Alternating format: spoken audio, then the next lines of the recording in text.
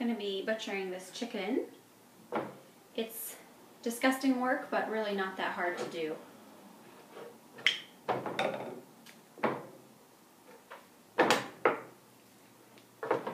I like to start with the wings. Just kind of make an incision right there, and then check for where the joint is and just cut right next to it. It comes right off.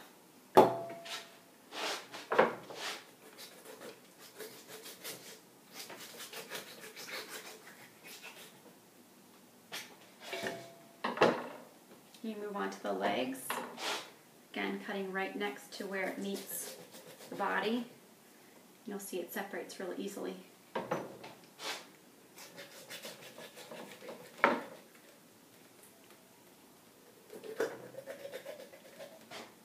Just continue cutting right there to separate the legs from the body and to open up the cavity. The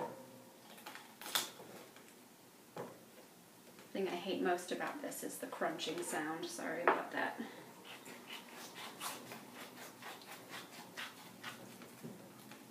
The reason I like to butcher my own chickens, though, is I like to know that I'm the one that processed, in a way, the meat. I, know that not all that many hands had to chop it up. It was me. So that's why I do this, and it's very cost effective as well. So once you separate the legs from the body, you're going to cut the thighs from this portion here. Again, you're just going to make an incision right here. And on the other side, and kind of pop the legs back, exposes the joint, and then cut it off.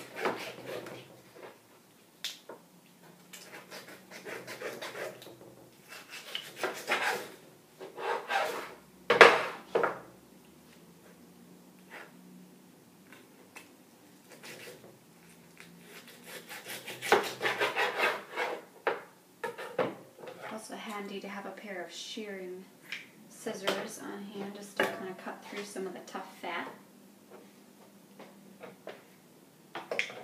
So now you have the thigh and leg.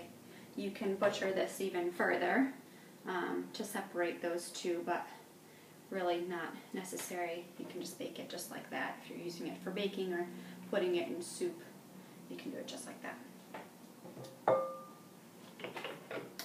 For the breast and tenders, you want to remove this rib cage here.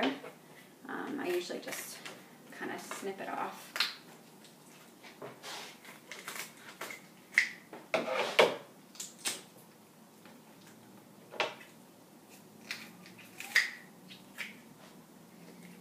And I save this for stock along with the other portions that I haven't used yet. And then you're just going to cut down the middle. It's a little tough, so you might want to just kind of use a little bit of force there. So you separated the two breasts, and you're going to want to take the bone off. Or you could just cook it with the bone in, that's fine.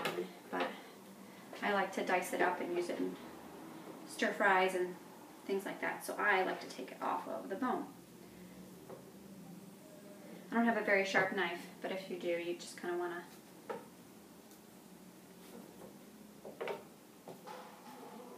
slice it right off.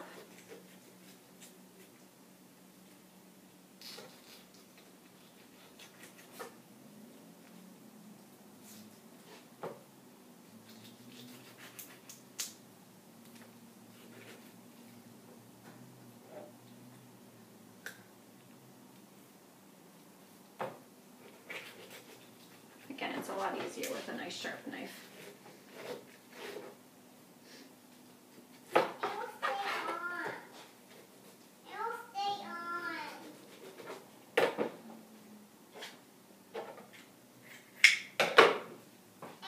So there's the breast meat. And the chicken tender is just right here. You just want to pull it away and then slice it right there to take it off of the breast.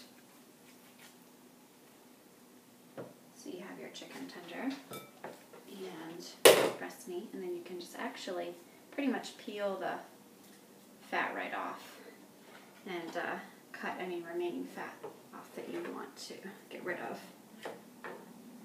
Or you just use a knife, whatever. I'm lazy. So there's that. Just repeat with the other breast, and you have portioned out your breast and tender meat and legs and thighs, as well as the remaining stuff for some stock. And that's it.